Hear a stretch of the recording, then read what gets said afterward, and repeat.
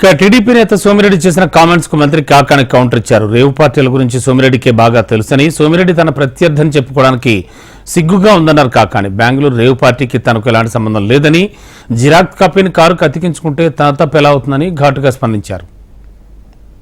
నాకు మందు కొట్టేటువంటి అలవాటు ఉందా? ఎందుకంటే రేవు పార్టీలో పోయేటువంటి వాడు మందు కొట్టాలా, డ్రగ్స్కి అలవాటు పడాలా? కాబట్టి నువ్వు రా అయ్యా, నేను మందు కొట్టను, డ్రగ్స్ ఇవ్వనని చెప్పాను. నేను అలవాటు పడను, లేదు నాకు అలవాటు లేదు, నువ్వు నీ శాంపిల్ నా శాంపిల్ ఇస్తా, 24 గంటలు నువ్వు నెల్లూరు వస్తా, నేను 24 గంటల్లో నువ్వు ఎక్కడ సిద్ధంగా ఉన్నా సరే మన ఇద్దరం శాంపిల్స్ ఇద్దాం. శాంపిల్స్ ఇస్తే ఎవరు రేవు పార్టీలో అలవాటు ఉందనేటువంటి దాని మీద ప్రజలకు స్పష్టత వస్తుంది.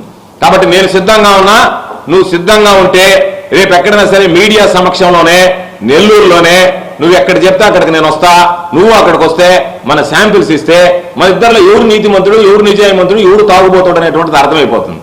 కాబట్టి నిద్ర లేస్తే సప్త వ్యసనాలు ఉన్నటువంటి వాడు నువ్వు నా గురించి మాట్లాడేటువంటి హక్కు ఎక్కడుంది నీకు? నా దురదృష్టం, దౌర్భాగ్యం నీలాంటి వెధవా పనికిమాలినోడితో పోటీ చేయడం. నీలాంటి పనికిమాలినోడితో పోటీ చేస్తున్నాను కాబట్టి నేను అనేక సందర్భాలు చెప్పా, నియోజకవర్గం మంచిది, అందరూ మంచివాళ్ళు, కానీ నీలాంటి పనికిమాలినటువంటి ప్రత్యర్థితో పోటీ చేయడం నాకు జరిగినటువంటి దౌర్భాగ్యం అని చెప్పడం జరిగింది. కాబట్టి వీటి మీద పూర్తిగా విచారణ జరపన్నాం.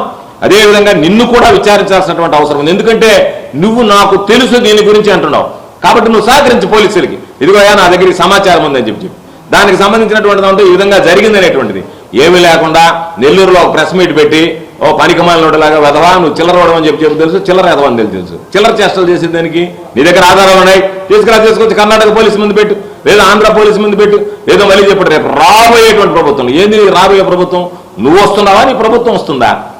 ఏ ప్రభుత్వం? కేంద్ర ప్రభుత్వం సిబిఐ చేత విచారణ చేయించుకున్నటువంటి వాడిని మరోసారి సిబిఐ విచారణకు నేను సిద్ధంగా ఉన్నా.